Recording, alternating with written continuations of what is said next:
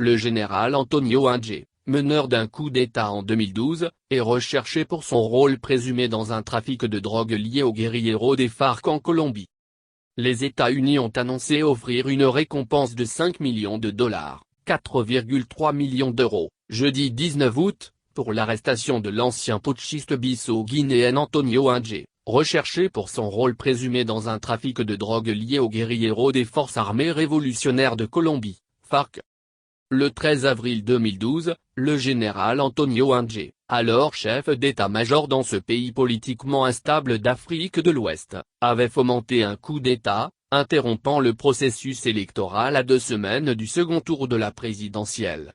Des procureurs américains l'avaient inculpé en 2013, l'accusant d'avoir accepté de stocker pour les FARC des tonnes de cocaïne dont la vente avait financé l'achat d'armes pour les guérilleros et des pots de vin à destination de responsables en Guinée-Bissau.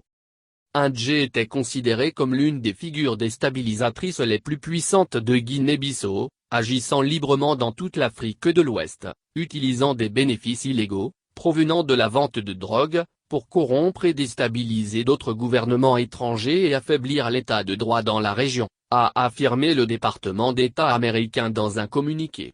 Les 5 millions de dollars récompenseront toute information permettant son arrestation ou sa condamnation. Après le coup d'État mené par Antonio Inge, une autorité de transition avait été mise en place jusqu'à l'élection, en mai 2014, de José Mario Vaz. Le processus électoral pour la présidentielle de 2019 a été exempt de violence et s'est déroulé sans intervention des militaires.